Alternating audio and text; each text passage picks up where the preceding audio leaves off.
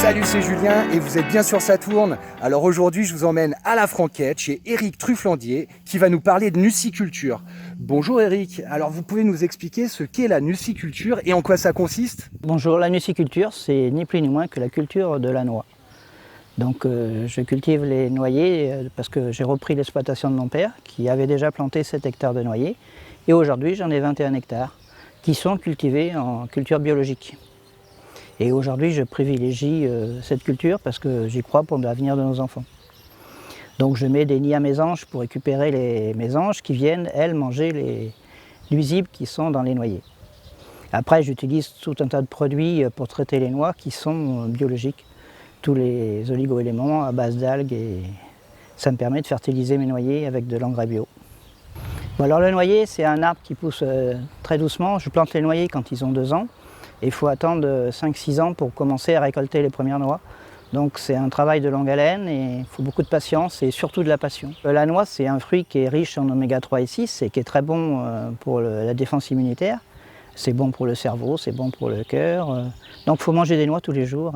Et au niveau de la production, combien de noix à peu près vous produisez chaque année?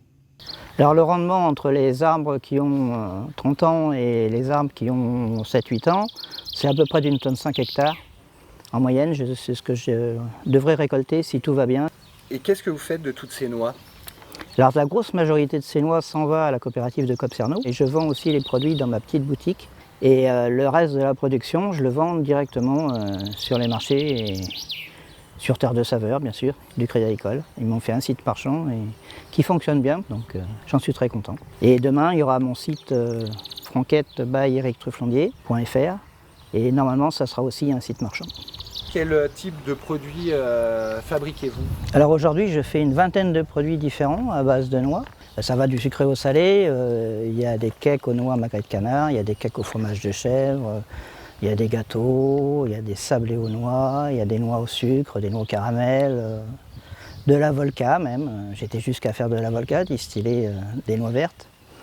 Après, aujourd'hui, je fais de la bière et du savon aussi. J'ai même fait du savon à l'huile de noix. Ma fille en prend depuis un mois, donc elle a la peau toute douce. Moi, j'adore la franquette. Il y en a pour tous les goûts. Éric, vous nous disiez tout à l'heure qu'il faut environ 6 ans minimum pour faire arriver un noyer à maturité pour qu'il donne une récolte satisfaisante. Vous pouvez nous parler des contraintes et des difficultés que vous pouvez rencontrer au quotidien dans la nuciculture?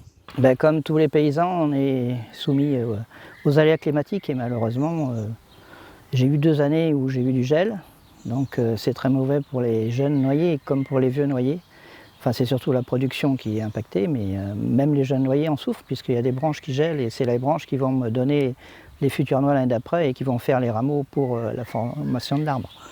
Donc il faut déjà attendre 6 à 10 ans pour que l'arbre soit en production et malheureusement on subit aussi les aléas climatiques. Vous pouvez nous en dire un peu plus sur ces sinistres que vous avez rencontrés? Et cette année j'ai eu droit aussi à un orage de grêle. Et les petites noix qui étaient juste en formation sont toutes tombées, donc je ne sais pas comment va être le rendement, mais on verra ça avec l'assurance. Et quelles sont les démarches que vous avez dû entreprendre auprès de vos assurances? Dès que j'ai constaté que les noyers avaient gelé, j'ai appelé l'assurance automatiquement, et ils ont dit qu'ils prenaient en charge ma déclaration. Et le lendemain, ils m'ont mandaté un expert qui est venu contrôler, enfin il est venu plusieurs jours après, mais dès le lendemain, il m'avait convoqué un expert pour qu'il vienne voir les dégâts.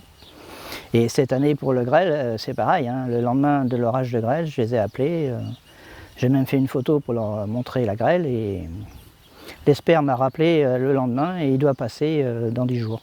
Et vous pouvez nous parler un petit peu de comment s'est passée la prise en charge de votre sinistre? J'ai eu la chance de bien être indemnisé et là j'ai eu une bouffée d'oxygène et j'ai respiré, ça m'a donné l'envie de continuer de travailler, quoi. Sinon, quand on est paysan, si on n'a pas d'assurance, malheureusement on n'a que les yeux pour pleurer et quand on en a besoin, elle est là et ils sont efficaces. Est-ce que vous recommanderiez de prendre une assurance à vos confrères avec... C'est évident que je recommanderais de prendre une assurance car aujourd'hui on en a forcément besoin. Hein. Un jour ou l'autre, avec tous les aléas climatiques qu'on subit, vu le réchauffement climatique, tous les ans ou tous les 2 ans maintenant on arrive à une catastrophe. Donc le temps est complètement déboussolé et je recommande bien sûr de prendre une assurance. Moi, je remercie les agents du Crédit Agricole et puis les techniciens que j'ai eus au point de vue assurance et au point de vue bancaire. Ils ont été là pour me soutenir et pour m'aider. Et ça, j'apprécie beaucoup, quoi. Puis il y a une relation entre nous qui s'est créée, parce qu'ils connaissent notre histoire, ils connaissent notre vie, et ils savent comment on fonctionne, et quand on a besoin de trésorerie ou pas. Et c'est important d'avoir les mêmes relations plutôt que de répéter toujours comment se passe notre métier, expliquer et rabâcher. Mais je remercie d'avoir été là pour me soutenir dans les moments difficiles. Merci Eric et merci à vous d'avoir suivi cette vidéo. Je vous invite à faire un tour sur le site terredesaveur.com histoire de soutenir la production locale. Et n'oubliez pas de partager, liker, commenter cette vidéo et abonnez-vous à Saturne en cochant la clochette qui vous permettra d'être notifié de toutes nos nouvelles vidéos. À bientôt sur Saturne.